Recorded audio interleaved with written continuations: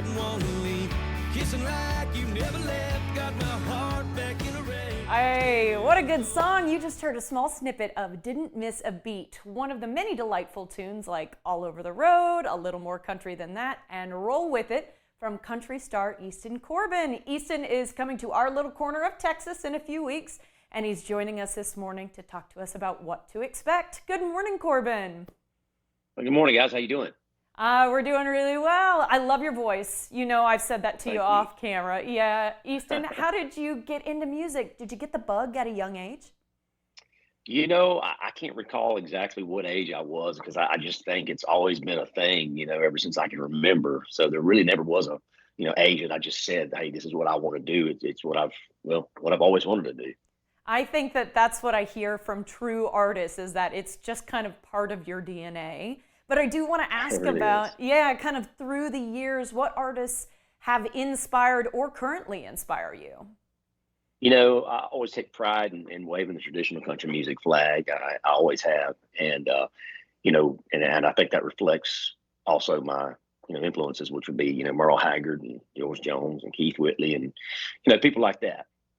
Absolutely. I've got to ask, why country? I love country music, but I do think that I didn't know if it's something you grew up around or if it's just kind of you liked the sound, you gravitated towards it.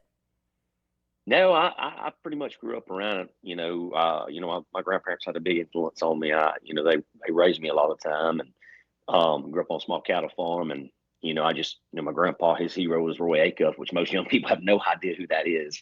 My grandma loved Bill Monroe, which is a bluegrasser, and just all those things kind of converging.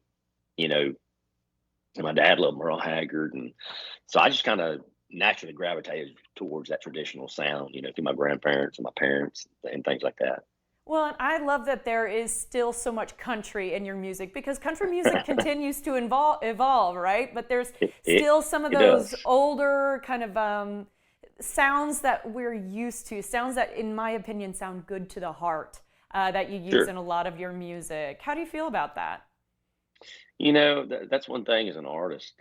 I feel like you really, for me, myself, it's always been about staying true to what you do and really to what your fans gravitated towards to you at first, when you first came out, and always staying, kind of down the middle with that. And, it's like anything else, you've got to evolve, and grow and things like that, and still, sound modern, but, still have those traditional elements in your music. So I always say, I kind of stay down the middle, but, sometimes I veer a little left, veer a little bit right, not much, just a little bit to keep it fresh, but always down that middle to be recognizable and to stay true to the fans. Yeah, it's a hard thing to do, is kind of walk that line between modern and a little bit old school, but you're doing a great job, and you've had some big chart successes.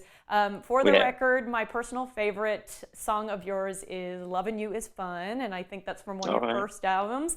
But is there something special for you, a song or an album of yours that really stands out, that really meant something? Well, I mean, obviously my first record, that's, where I had my hit, or my first hit. And really that's where it all got launched from. But, I'd say a particular song, would be, maybe one of my favorite songs to play it wasn't a radio single, so to speak, but it's always been one of my favorite, my fan favorite. We get requests for it every night. A song called Tulsa, Texas, written by one of my favorite writers, Tony Lane. And I just love the sentiment of that song and what it says and how it says it. Yeah, and I was going to say, I'm glad you brought up some geography for us, Tulsa and Texas, because you are touring the country right now.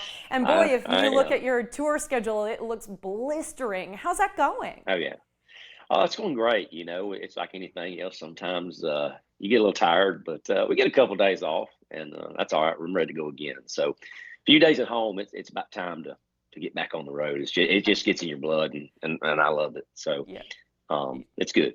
You get the little bug to get back out. Okay, we are very excited to welcome you to Fredericksburg at the end of the month. You say you think you've been passing through, but you haven't ever really spent time there. I can suggest a lot of wineries, by the way, if you need them. But what can audiences expect from that performance?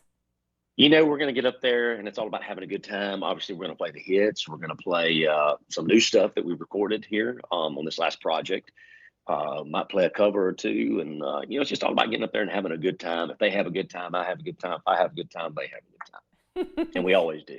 Your voice is just as lovely in person as it is when you're singing. I really appreciate you taking the time for us this morning, Easton. Thank you so much.